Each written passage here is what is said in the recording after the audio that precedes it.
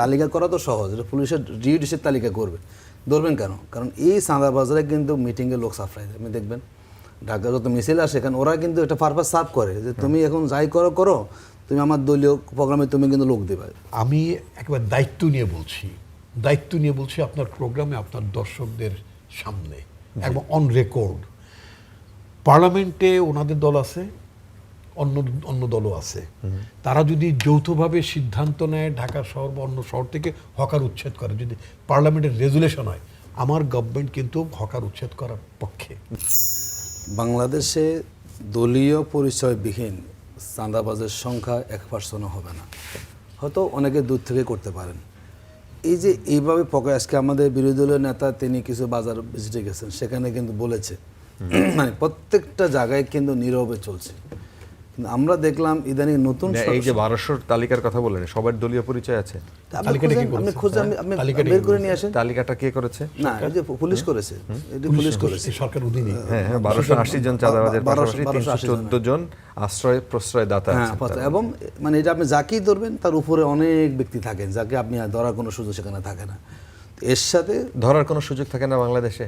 তালিকা ধরবে কিভাবে? শুনেন, সরকার এই তালিকা তৈরির সাহস কিভাবে পায়? তালিকা করা তো সহজ, এটা পুলিশের ডিউটিসের তালিকা করবে, ধরবেন কেন? কারণ এই চাঁদাবাজারে কিন্তু মিটিংয়ে লোক সাপ্লাই দেয়। আপনি দেখবেন ঢাকা যত মিছিল আসে এখানে ওরা কিন্তু একটা পারপাস সার্ভ করে যে তুমি এখন যাই করো করো, তুমি আমার দলীয় প্রোগ্রামে তুমি কিন্তু লোক দেবে। এই কারণে কিন্তু যে টুটি চেপে দেওয়া চাঁদাবাজদের, এটি কিন্তু কোনো গভর্নমেন্ট জানে সবই। আচ্ছা বলুন তো, বাংলাদেশের হাট ঘাট বাজার এটি কার নিয়ন্ত্রণ বলুন? দেখুন এখানে পুরোটাই চলছে। ওনারা জানেও কোথায় কোথায় এগুলো নেওয়ার, আমরা তো জানি না সুযোগ আছে, কোন বাজারে কোথায় আছে, কাজ জমি কোথায় পাওয়া যাবে, কোথা থেকে। এবং আপনি দেখছেন ঢাকা শহরে হকার উচ্ছেদ হলো, আমরা তো সবাই খুশি যে হকারদেরকে এবার আপনি এটা নিয়মে নিয়ে আসবেন। এখন থেকে আবার একদম পুরো জায়েজ পন্থা, মানে খুব করে দিয়ে, তার মানে আবার নতুন মালিকানা, নতুন রেট, এগুলো তো আমরা অবাক হচ্ছি আসলে। এদিন আবার দেখলাম যে হালাল করা হচ্ছে, মানে চাঁদাবাজিটা হালাল।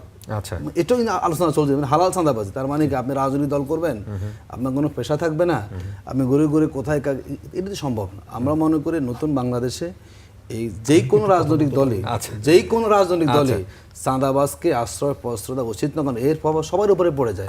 আপনি পাইকারি মার্কেটে যাচ্ছেন, আপনি সব জায়গায় যাচ্ছেন, এটাকে সরকারকে অবশ্যই নিয়ন্ত্রণ করা উচিত এবং দৃষ্টান্ত স্থাপন করা উচিত।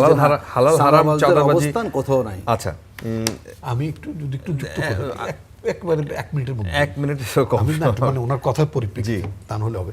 আমি একেবারে দায়িত্ব নিয়ে বলছি আপনার প্রোগ্রামে আপনার দর্শকদের সামনে এবং অন রেকর্ড, পার্লামেন্টে ওনাদের দল আছে, অন্য দলও আছে।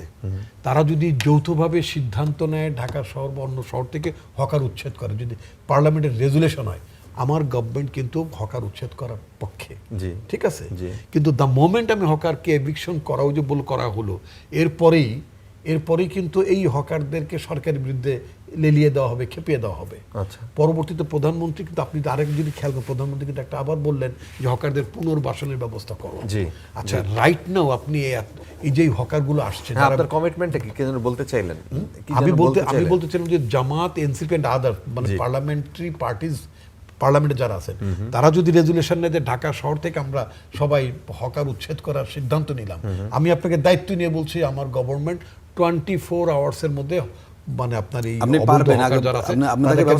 কিন্তু ওনারা আমাদের সাপোর্ট করবে না, জামাতে জায়গা আসবে না, হকার উচ্ছেদ নিয়ে উনি বলতে হবে না, পার্লামেন্ট রেজুলেশন নেই, বলে দেখ যে আমরা প্রধানমন্ত্রী বা সরকারের প্রোগ্রামকে সাপোর্ট করি, বলুক তারা।